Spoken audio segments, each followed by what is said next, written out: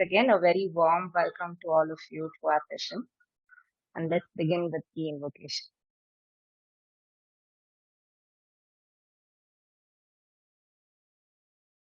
Om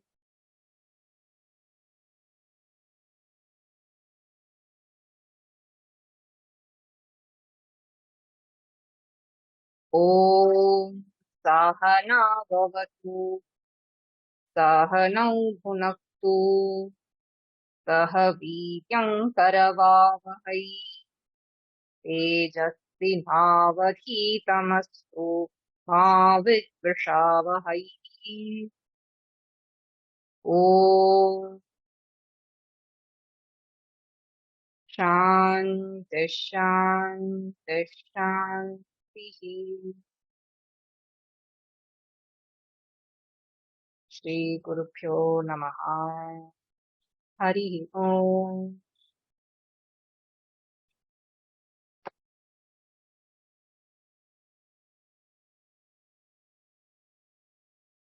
We are very blessed to have amongst us Dr. Pradeep Chakravarti ji and Brahmachari Sai Sampat ji today at our Indic Samvad. A little bit about the Institute for Indic Wisdom before we share a little bit about the Samvad. The Institute for Indic Wisdom is committed to amplifying the global permeation of Indic wisdom through partnerships, alliances, and self-organizing networks. In the long run, IIW will serve as the nodal institution that will energize a global Indic wisdom movement. We seek to translate Indic wisdom into practical tools, frameworks, and approaches for individual, organizational, and ecosystem transformation. This is what we're referring to as moving from Sanatana, that which is timeless, to Nityanutana, that which is regenerating and replenishing.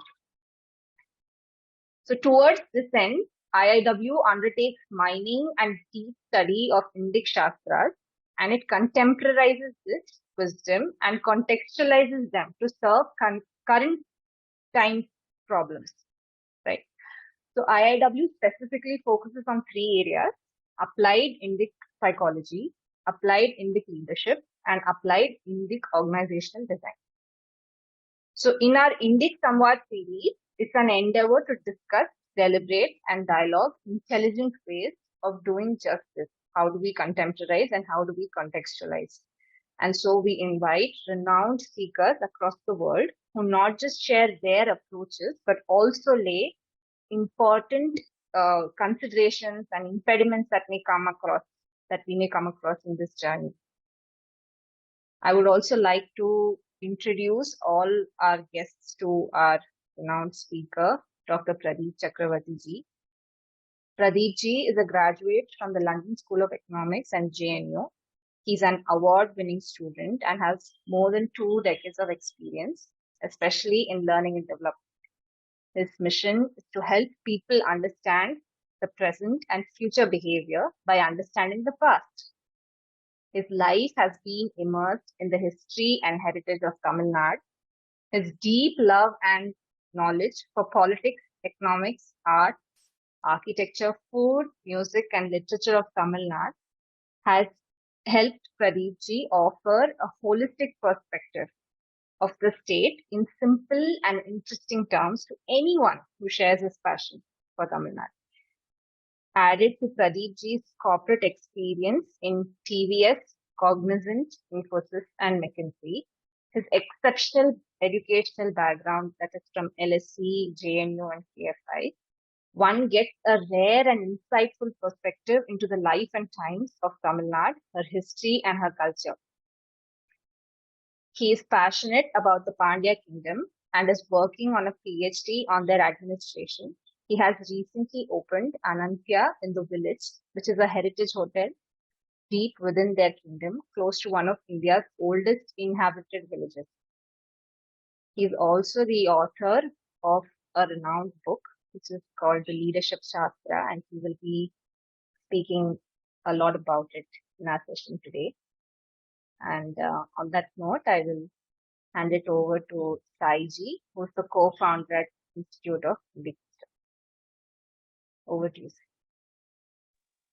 Thank you, Namrata. Thank you, Pradeep for accepting our invitation and being with us today, despite having some health challenges. So quite thankful to you for that, especially. We have been having a series of samvads on primarily focused on conscious leadership, dharmic leadership, and application of Indian principles in leadership development, and how leadership can be enriched by our perspectives. So you bring in a completely unique lens of that of history and a deeply immersed understanding of history. So we are very eager to look at your insights, perspectives into that. And interestingly, the name itself, is very Indic and evokes a lot of, I would even say warmth. Mangalyam is a word which is very close to most of us. So I would invite you, Pradeep, to talk about what is Mangalyam in an overall perspective on Mangalyam. How did the idea emerge? How did the thing evolve? So please enlighten us on that. Sure. Thank you, Saiji, for having me do this, and also to Sri Raghu Antanarayan, who's been very instrumental in getting this session going. The word Mangalyam means being in a state where you attract good health, good wealth, and goodwill. And in this context, Mangalyam is 1.5 2-day workshop that I run with facilitators for different people. We've done it for teachers, done it for students, we've done it for people from the corporate world as well. The fundamental premise for Mangalyam came back from my own reading of how the Chola dynasty sorted out their disputes. And for that, I need to take a couple of steps back. Growing up, I studied in the school KFI, which is a school that encouraged very different way of looking at things. And I was also very fortunate to spend my summer vacations in my maternal grandmother's home in Tirunelveli. And I was able to spend these 2 months in a home that's been in our family for 6 generations. And the upstairs of the home was filled with junk that belonged to these 6 generations. People in my family never threw things out, they just put them upstairs. And I still remember, everything. It's very hard for me to explain it to any child today. They're all urban, they grow up in apartments, both grandparents are in the same city. So I can't even explain this to them. Maybe with some photos also is difficult. Because, literally from newspapers, from magazines, from clothes, from vessels, broken toys, broken furniture, the upstairs was about 5,000 square feet, and each of the rooms had ceilings of about 20-25 feet. And it was chock-a-block with things. So that was the kind of things that were available. And I remember one of the things that was available was a notebook of maths that belonged to some ancestor of mine. And in one of the pages, and the pages were very crinkly, and you could see that it was written with the old ink pen, right? So the first part of the script will be deep and dark in color. The remaining will be very light in color as the ink dies down. And then he has to, put the ink into the inkwell and again. So in one of these kind of books, there was a maths notebook that had belonged to some ancestor of mine.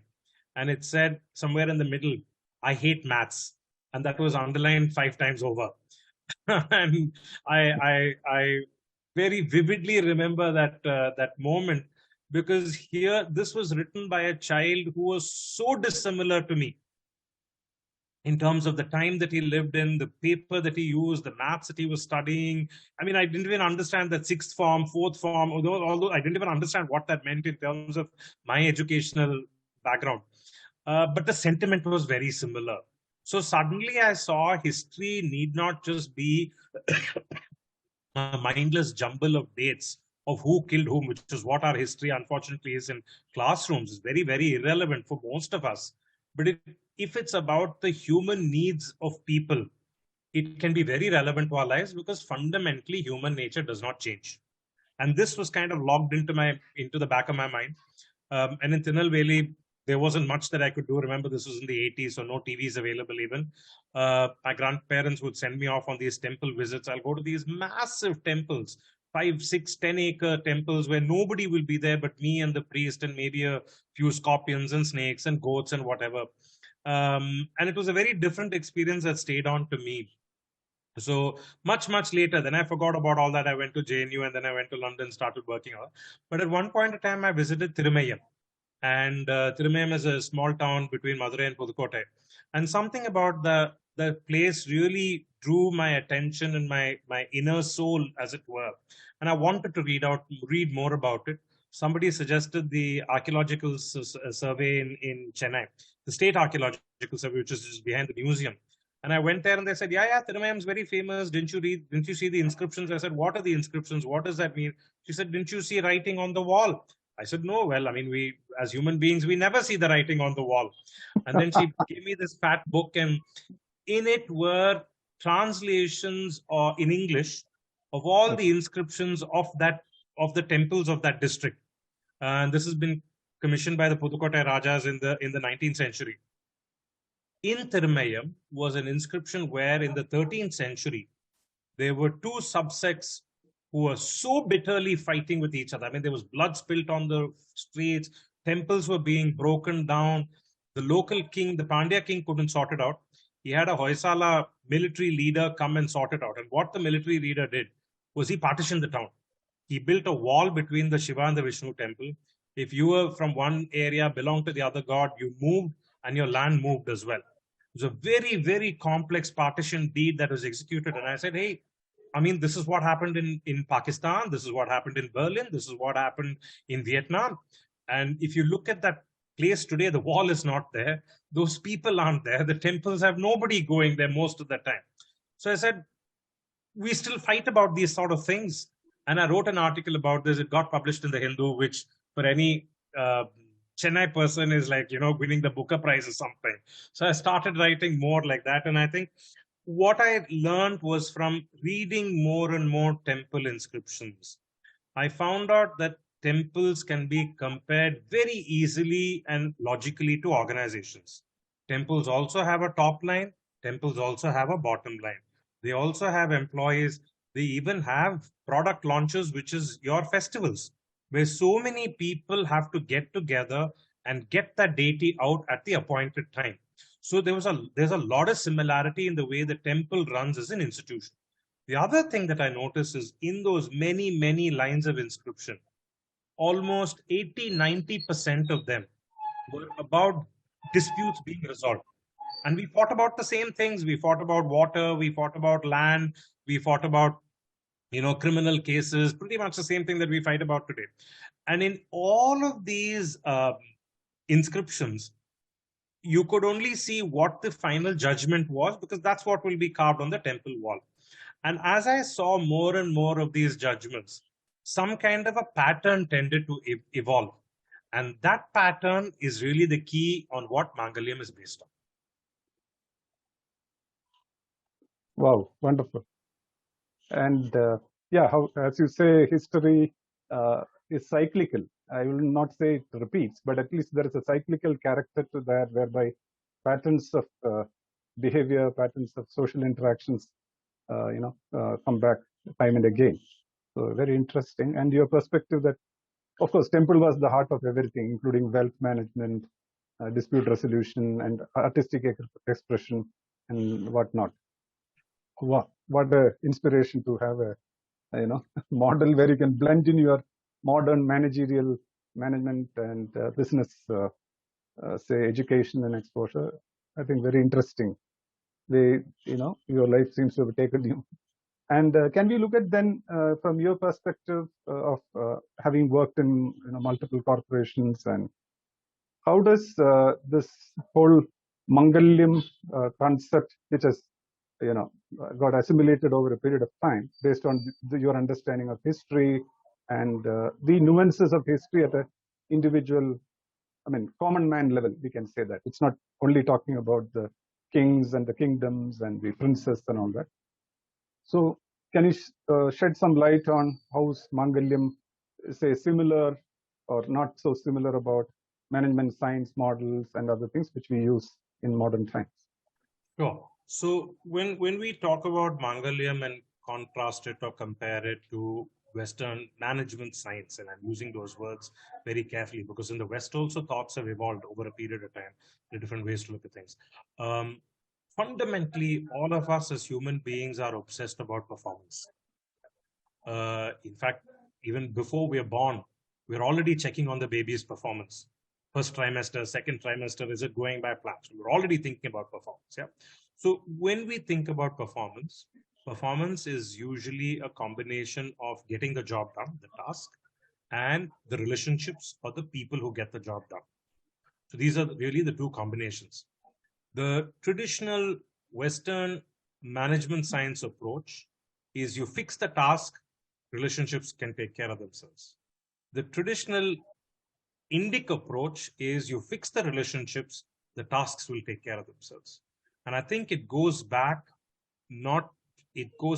to our own growth of our community in a river valley civilization. Because in a river valley, you have to be cognizant of the rights of the people in the upstream and in the downstream. And let me now connect this to an example through an inscription. Yeah. Alvarthanagari is the place where I've started my homestay. Not very far off from Alvarthanagari is a town where the agriculturalists meet together in the Pandya period, 12th, 13th century. Yeah. So they are fighting over a issue of the river changing a little bit, water not flowing as well as it used to, the Tamraparni River. So they're asking for a change in the water pattern systems. Water pattern systems in the Pandya region can be changed either by the number of hours that you get the water or the number of canals you get the water through. Both of these could be the areas. Yeah. So this is something that the town is doing, and the town is taking this decision, but it also has representatives from the lower reaches and from the upper reaches. So that this town can take this decision on its own because it's going to draw the water from its own region. All the landowners of that town only have to take a decision. Why does it take, never mind the upper reaches, why does it take the people from the lower reaches? Because this is where you have to read through the lines of an inscription. If there is not enough water to go through to the lower reaches, then the ships cannot come from the lower reaches on to this main town. And if the ships don't come, then the trade doesn't happen. So in every aspect, we look at the welfare of the people around us and not just ourselves. And this is the core of relationships, being that I might not need you at this moment, but in the long term, I will need you, because in a river valley system, we have to work together. And the beauty of this, Saiji, is in native wisdom. I used to do a lot of these heritage tours, and we did one in Tiruvannamalai where there were these, I use the word folk, but that's not the word that you should use, farmers who dance to the beat of many different kinds of drums. And I was amazed by that performance, and I said, hey, none of you are trained drummers, you're all farmers, and you do this as a hobby or a fun thing. How do you keep beat? I mean, all of you are doing this in so much precision. So he says, it's like you're asking me which is important for me to grow my grain. Is it the sun or the water? Oh. Both are important, no? Yeah. So he said, everybody in the team is important. I need everybody. So however wealthy you are as an owner of a piece of land, you can't cultivate that rice on your own. Because for cultivating that plot of land, I need you more than you need me. Maybe for your land, you need me more, but I need. So, which is why in all our words, and I urge you all to go back and look at all the words you know in your own mother tongue, which have a connection to the word leader. You will not find a task-based leader word equivalent in any Indian languages. You just won't find it. Okay. Because we base ourselves so much, which is why in English it's just an uncle and an aunt. But in Tamil or in Hindi or Sanskrit, there are so many variations of who the uncle is and who the aunt is. We just give more words to things that are more important for us. Sure. So I see that the interdependence is the core of the whole thing. In fact, we are born into a relationship this thing, I think this is Abhinava Gupta, who's saying that you're born into a relationship, you're not individuated first. Actually, when you are being, developed in the womb, it is your relationship with the mother that is actually primary.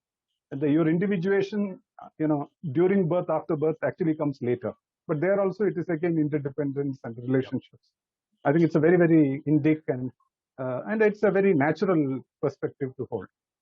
Bhartahari has a even more humorous way of putting it. I don't remember the original Subhashita, but I can share the English translation if you'll permit.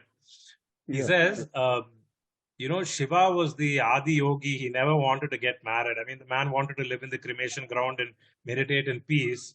But Parvati, like a good mother who puts her welfare secondary to the welfare of her children, she does all this complicated tapasya and she draws him into marriage. But man, what a marriage we've given to this poor chap who didn't want to get married at all, because the naga on his neck is constantly trying to run away from the peacock of his son. The peacock of his son, the naga is then constantly trying to attack the rat of his other son. And his own Nandi is constantly running away from his wife's Simha. So I think Bhartahari is saying, one is, if our gods themselves don't happy married lives, then where we will have happy married lives. But I think at a deeper level, what he's saying is relationships are messy. They are complicated. They are not easy. It is difficult, but you have to stay in a relationship. Which is why you will find in India, finally, all our bachelor gods have got married. And all our spinster goddesses have got married off at some point in time or the other. Interesting. Yeah. So can we get a bit deeper into Mangalyam? You have frames. There are some frames of Mangalyam. So if you can enlighten. Yes. The key frame of Mangalyam is, how can we move from drishti, which is just seeing somebody, holding all the assessments and the judgments that we have about them, to darshan. Darshan, in our definition of Mangalyam, is when I'm able to look at somebody where I see myself in them, and I see how they are different to me, how they are similar to me, and how, if I need to create something much larger than myself, the Jivatma Paramatma part, I cannot do it without their help. This is really what darshan is ultimately. So when I think you beautifully mentioned that verse of Abhinava Gupta, right? Why do we call that space a Garbhagraha? Because that was the time that we were truly connected with somebody physically, emotionally, intellectually, in every way, while still being very independent. Was to be very, very independent. So when I look at that deity, whoever it is, the deity looks straight back at me. So if I look at that deity with a lot of anger, he or she looks back at me with anger. If I look at it with a lot of love and compassion, there's a greater chance that she or he will look at me with a greater deal of love and compassion, which is why we do darshan in a temple and we don't do drishti. And darshan comes, and at least now, of course, because of all this electricity, every Garbhagraha you go is like one disco stage. But in the old days, if it just had a few lamps, you will have to wait for the deity to emerge. And that's what darshan is all about. I can't see you in the first conversation.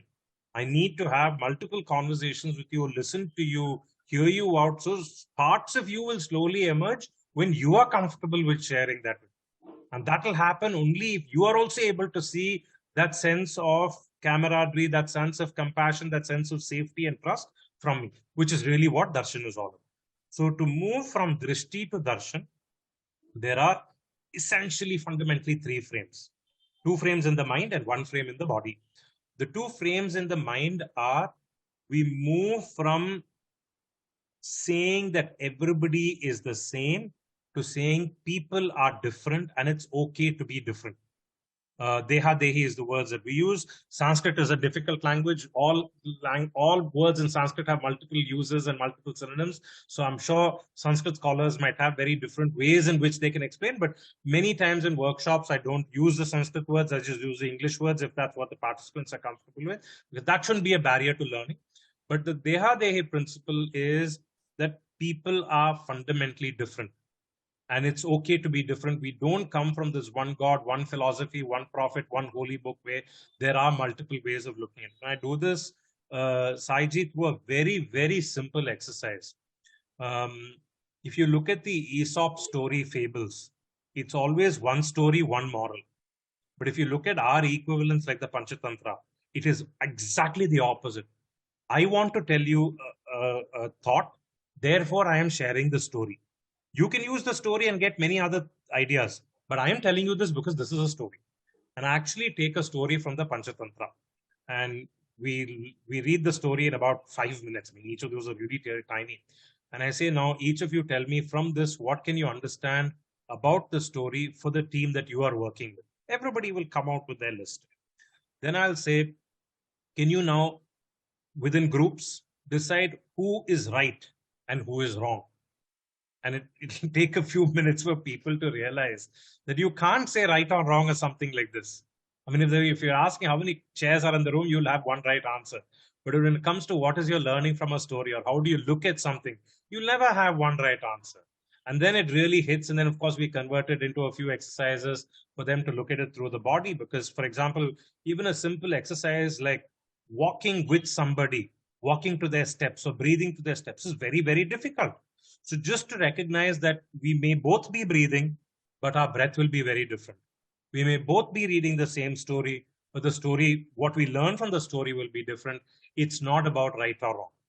And fundamentally, when we go back to our most dysfunctional relationships, and I have one or two of those as well, actually one at least for sure, right at the bottom is my expectation that the other person has to think and behave exactly the way I want them to. And that's not going to happen. My own brother is not like that. When we were brought up in the same family, how can I expect somebody else to do? So this is in fact, I feel if participants are able to not just get it internally, but get it in their body, that people are different and it's okay. I cannot expect somebody to be exactly like me. I think 90% of their Mangalyam they'll get. The rest is something that are only skills. But this, because I feel this is really the most critical part. The second frame is still internal. So we moved from understanding that people are different. We've moved now to how do I work with them? So here I have a different spin on the Jivatma Paramatma, where I say that if you need to create something that's eternal and universal, you cannot create it on your own. Me as Jiva, I need to work with the Paramatma, or I need to work with the Para-Atma to get something done together. And this is an exercise that where I get people to go through their own lives to look at how their greatest moments of success have been because they've worked with other people or they've been supported by other people. Their greatest moments of failure may have been because of some other people, but their ability to get out of that failure has also been because of the support of other people. And I think, and when I do this with relatively homogeneous groups, to say, people from the same company where there's a lot of trust issues between them, it resolves very beautifully. Just this explanation of each person sharing their own life, it just changes the entire mindset of the program. So from there on, it's become a sense of, yes, I understand that people are different. And if I need to get my job done, I need to start working with each other. And if I need to work with each other, I need to understand that their reality is very different than mine. These are the first two frames. The last frame is actually actionizing this. It's called Yajna. This is the third and the last frame. So typically in a 2-day workshop, this becomes a second day morning kind of a program. And I change the seating of the room and I do a lot of, physical movement as well. Yajna basically looks at how, if I need to get something done, I need to do a yajna. I look at the different archetypes in our, I don't like to use the word mythology, rather use theology. In our stories where you have a Rakshasa, who's somebody who constantly grabs. You have a Yaksha who hoards, who does not share. We have an Asura who constantly feels tricked, denied, and cheated, and therefore complains. We have a Devata who will give, but he will want you to give him something first before he gives you. We have a Yajaman who will give first. And finally, we have a Bhagwan who does not have any needs, who will give you what you want when you want without expecting anything in return. Which is why the Yajaman, in a human way, Yajaman becomes an ideal archetype, which is why we put him in the temples and worship him. But for us as human beings, all of us, even the most realized souls as human beings, we all have needs that we need to fulfill. In the Yajna context, and we do a little bit, it's a little bit of a fun, who's an Asura, who's a Rakshasa, and reminding people that these are archetypes and not stereotypes. Because if I say everybody is an Asura, then I'm being an Asura myself. Yeah? So it's good fun, but it's quite scary sometimes, Saiji, that Indians who've grown up knowing so much about the stories, they don't know the difference between an Asura and a Rakshasa. And these differences are quite clear in our mythology if you read them carefully. So in a way, it's an educational session for them, which is also a good thing, byproduct. The ideal Yajna is, of course, between a Devata and a Yajman. And right down from the way we'll do the Sankalpa, we are so clear about what we want, where we are, and the most important part is, as a Yajaman, I clearly identify the Devata and I give first. And this whole, I have to give first, rather than if I keep expecting from others. It might happen, but it won't be something that will foster darshan. It will still be in drishti. So this practice, role play takes some time. I have a very unique exercise for making this extremely relevant for that person's personal and professional life. So I do a little bit of a, which is for your KRA, who are the most important people, list them in order of importance. And that same list of people, you list them in order of trust. So the results can be quite revelatory for the person when they read that list itself. Then they have to pick that person and do the Yajaman, the Devata exercise. And there's a role play, there's a list of questions that I've created. And the rest of the workshop is really about getting that role play sorted out. The core of a Yajaman, a Yajna conversation is, I give a little bit, they give a little bit, I give a little bit, they give a little bit. I can never say, this is what I want and walk away with it. Nobody is going to say yes to it.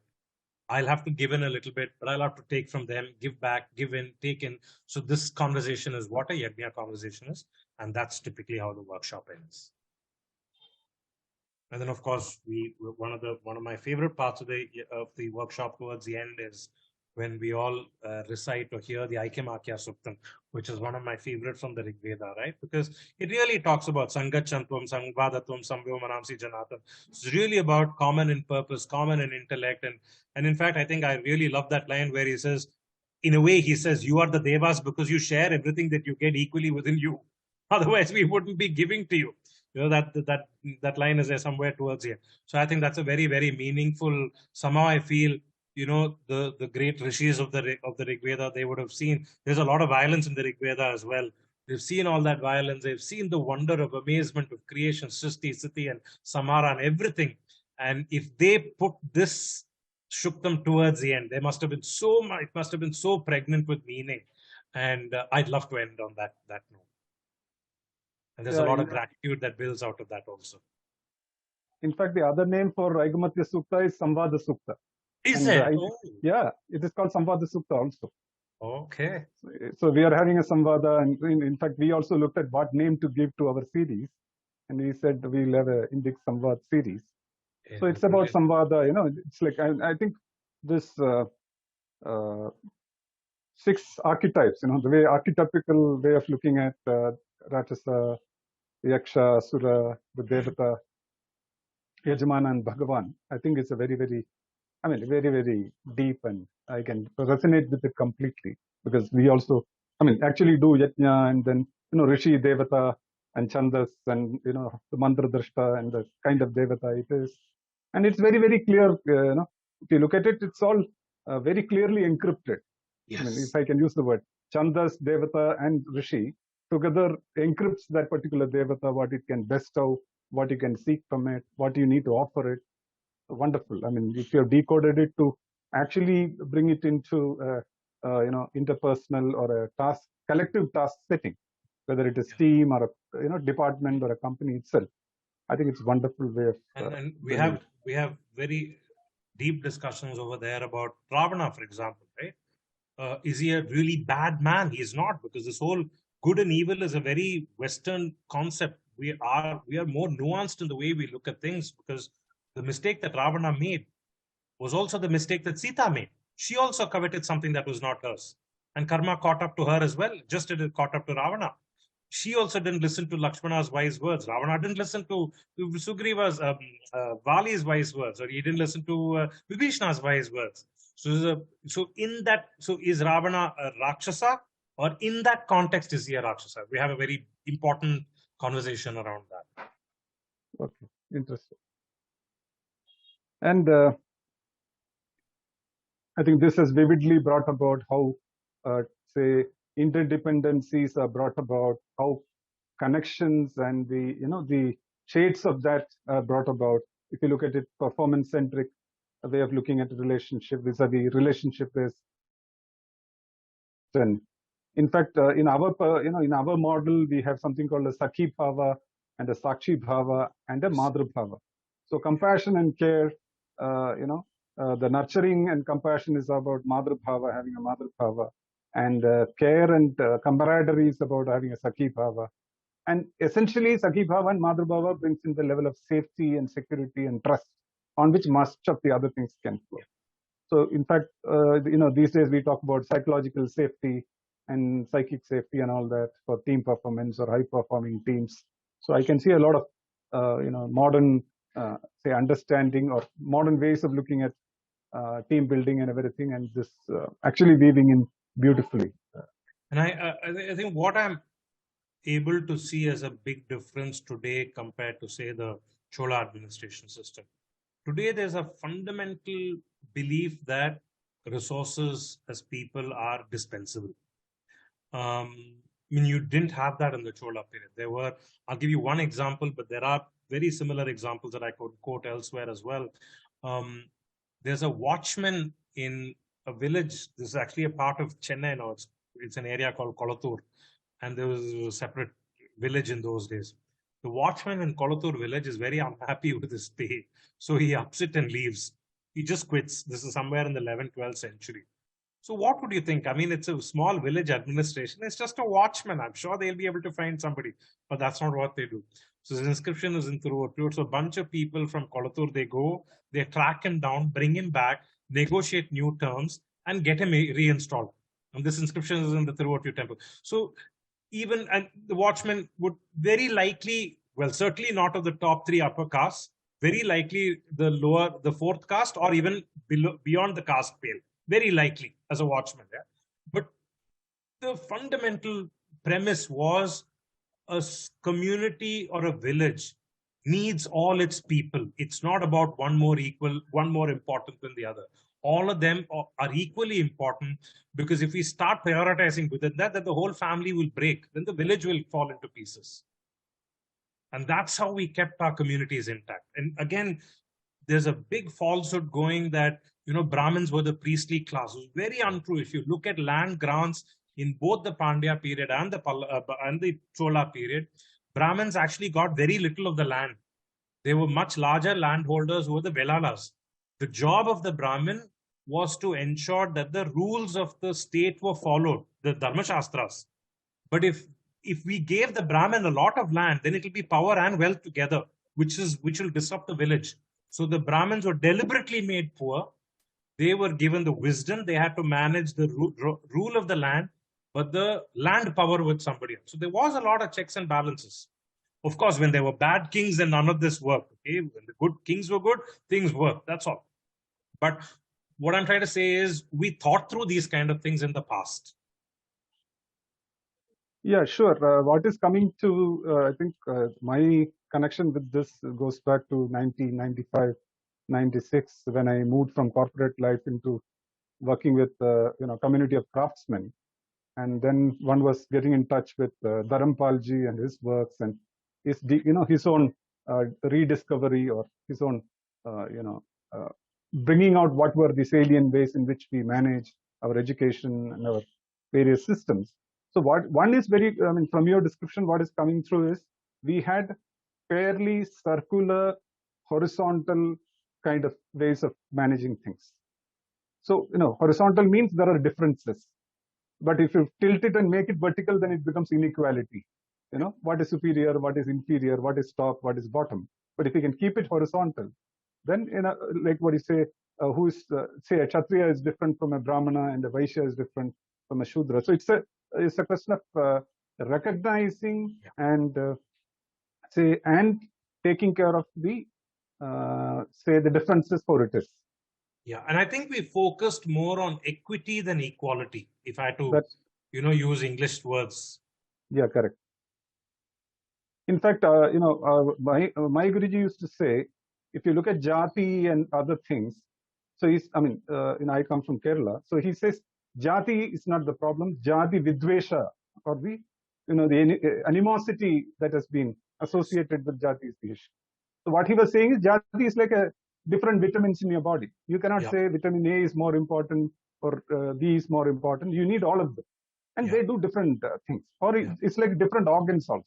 Yeah. Even if you take Purusha Sukta, just because it says, Shudra is the father of the Virat Purusha, actually, but you don't do Danda Namaskaram to the head of the deity. You actually do to the feet of the deity.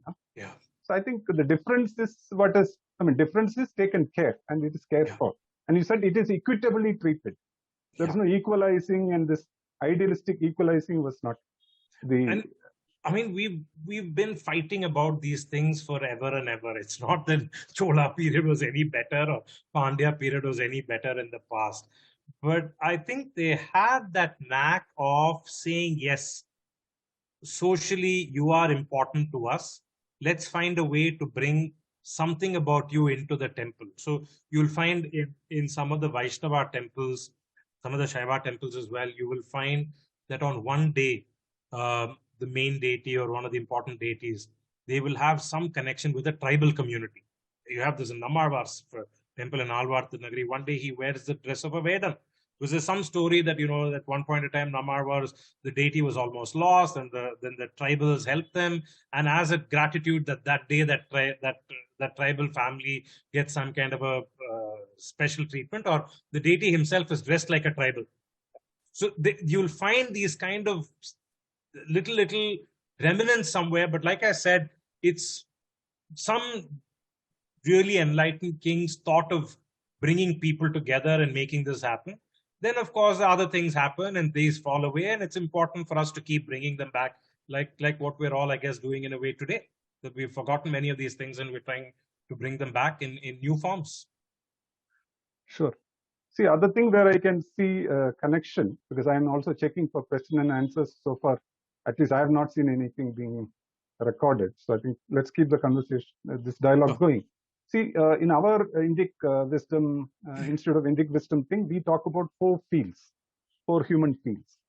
See, one is the Avidya Kshetra, then you have the Dharma Kshetra, then you have the Dhyana Kshetra, and you have the Sachidananda Kshetra. The English equivalence in expression is entropic field, enlivening field, coherent field, and then generative field. Sachidananda Kshetra is generative field, Dhyana Kshetra is coherent field, and you have enlivening field is Dharma Kshetra, and entropic field is Avidya Kshetra. Now, if you say the classical word for a temple is Kshetra, because there is that field and there is the deity, and you, of course, there is this human, what do you call that? The human body equivalence of the temple, where Napi Sthanam and the, the whatever, the Kodimaram or the Dvajastambham, which is equivalent to the vertebra. So multiple things are there. I'm not going. So what I'm seeing is that there was a way in which, entropy is embedded into any system. For example, you can have a good king, then followed by his next generation need not be that enlightened. Multiple things can happen. I think our system took care of that. Yes. So, but what I hear you saying is that there was processes through which enlivening was happening. Definitely. Yeah. If you look at administrative processes in terms of how inscriptions have been sorted out, or I can give you another example. Traders. Yeah. So when you read, when there are large donations that traders have given in the 10th, 11th, 12th, 13th centuries to temples, it will usually be preceded by their code of conduct or their covenants, trade guilds. And all of them will mention about how their first duty was to uplift the local community. Profit making was the second. So this whole concept of corporate social responsibility, right, was seeded in the way that they even thought. And they did this through massive donation projects to the temples. And temples would also welcome traders, because traders and the taxes and tolls that they gave were an important revenue for the local temples. So, and when there were cases where traders would fight with each other, the normal practice will be for an enlightened king, especially, to bring those two traders together, get them to donate to a prasadam that was made to the temple for common good. So every time people had a difference of opinion, they would be forced to come together by the community or by the king, create some kind of a special puja where they had to work together and give that to the temple or the local community. So you can almost see this as a formula. Yeah, in fact, if you look at the Garbhagriha, it's the most generative part of the Indeed. whole temple. Indeed, Indeed. because if it's Prana Pradishta and the Yep. right kind of rejuvenation and the renewal of the deity in terms of what the deity is taking in and processing, so you can actually look at the expression. I mean, if it is really a generative kind of way in which that temple is kept, then the more it touches, the more it heals, and the Yeah. more it resolves, as you are saying. And in when fact, we go ahead. No. In fact, most of the kingdoms had their own, deities of the kingdom. So Indeed. the Desha Devata, then you have the Nagara Devata, Grama Devata. So everywhere the Devata, because you went back to the Devata part, Yajamana Yeah. Devata aspect. But the Devata was the form in which, or the moolam with which a lot of things were woven in. And I can see when you said Yajamana gives and then the Devata reciprocates. Yeah. And, so that kind of a thing of mutuality to keep things enlivened. Yeah. So with a clear understanding, and it can slip up. There's no issue Absolutely. about slipping. Yeah. Still in places like my own village, and I'm sure it's true in different villages across in India in different ways. The main temple, which will be a Brahmin upper caste temple, yeah, before the main festivals happen, the Nagara Devata or of the village, there will be some propitiatory ritual done for that deity, which is not an upper caste temple, which may not even have an upper caste priest, but yet there will be some maryada that will go from the main temple to that temple. That temple's deity will be taken care of, and only then will the main temple happen. So very seamlessly, this will happen very quietly, no tom-tomming about it. So there'll be enough ways to show that person has to be taken care of. In that context of that procession or temple festival, the Grama Devata or the village deity has to be taken care of. Doesn't matter which caste that village deity belongs to. The deity is important, the role is important, that person is taken care of, and then the main temple function happens. Yeah. Small ways you can see this even today. And the sad part is a lot of this is being missed out today because people are migrating, they're not seeing the value of doing things like this, which is quite a tragedy. Yeah. Now coming to this Mangalyam, we can look at it both ways. Yep. So, and the way you have said how you bring it into a work setting and then enable people to get in touch with their own deeper aspects, and then in that, when I see my colleague in his human maybe vulnerability or joy or whatever, I have a better connect or a deeper connect, and that's how you say that that thing about yajna part as well as the deha dehi or drishti darshanam. I think it brings in both internal as well as an embodied way in which we can look at the differences, and then I would use the word ennoble the difference. Yeah. I think that's comes out. Can you also say why you weave in this immersive thing about tours and going into these settings? So what has been your experience of taking participants into temples and whatever you plan? So I did. Sadly, there have been very, very few clients who've been willing to push the boundaries and go out of corporate conference rooms to do the workshop. It just struck me that if most of the inscriptions that I'm talking about are on temple walls, why don't we take the participants there and do it in the temples rather than sit in a hotel somewhere in Chennai? I've done it with great success once in Tirunelveli and a couple of times in Tanjavur. So I mean, of course, there's this huge difference when you actually sit on the lawns of the Brihadishwara temple in the evening when it's nice and cool, and you're actually looking at how one man had the ability to have such a big strategy, such a big vision, and bring it down to right down to the minute details, and how it can change the way I am looking at my own personal strategy, how I work with the community. The conversation changes completely. So I've done workshops where we've taken people to the Thirumayam temple, and we've used those lines of inscription of how the entire town was split into two to deal with very deep questions on when do I trust somebody? When I lose my trust on somebody, how do I react? Do I build a wall behind myself? Or do I go ahead and approach that other person? If so, which is easier and why? So I had a because at the end of the day, with senior leaders, it's all about mental models, right? It's about how I work and how I'm able to explain to others how I work. So I had very, very deep conversations. So using Rajaraja, for example, using the level of detail he's used in incorporating images together to solve religious issues. We had a very interesting discussion, just the Ardhanari image, the Harihara image, this trader's inscription I gave you one. There's one in the Brihadishwara temple where we know the price of bananas in Rajaraja's tent. This was between two traders. We use these three images as a trigger to get a conversation going on.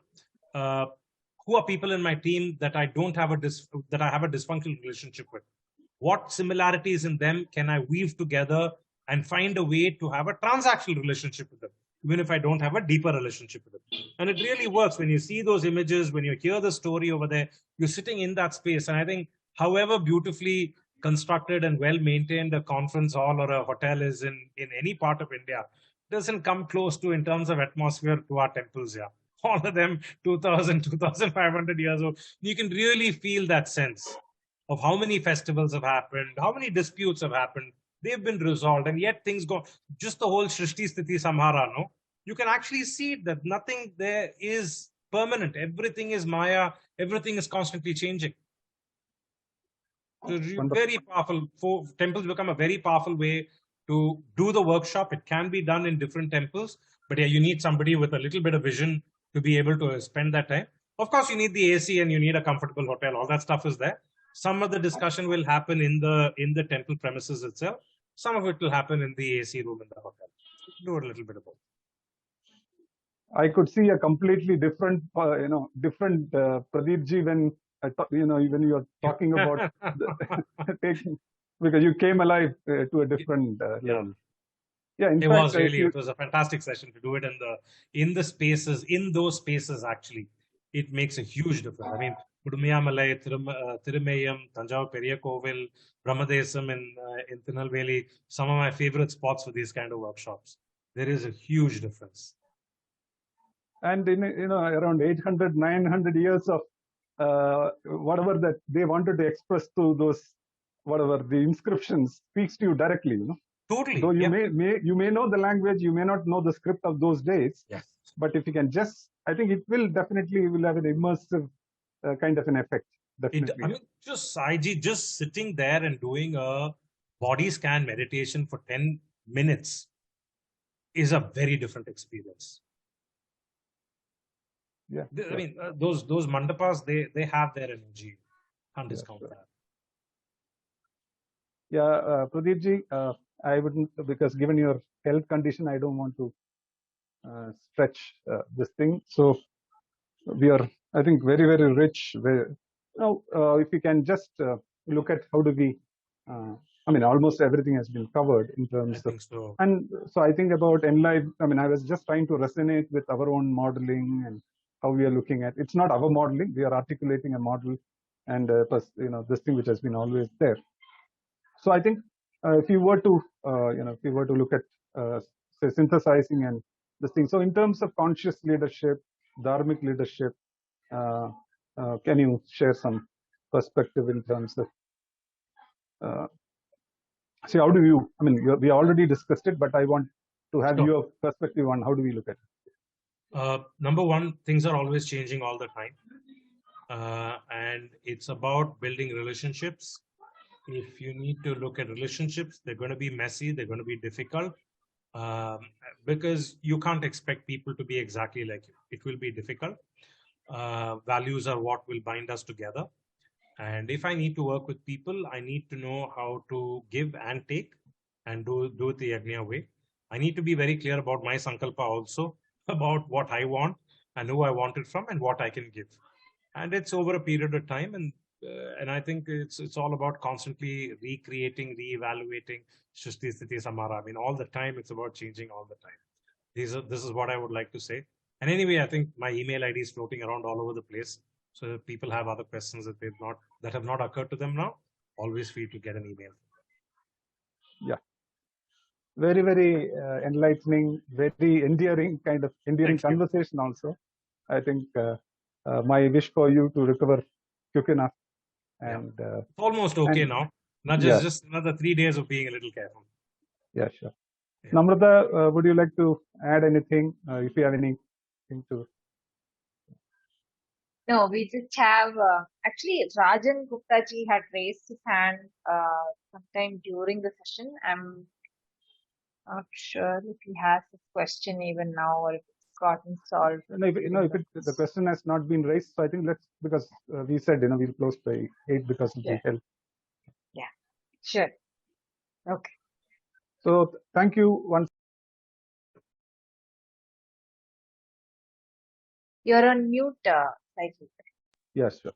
Yeah, thanks once again, Pradeep ji, and we will keep the conversation going in terms of the Indic wisdom being made available to our own people and even beyond. We look forward. Thank you. Thank you very much.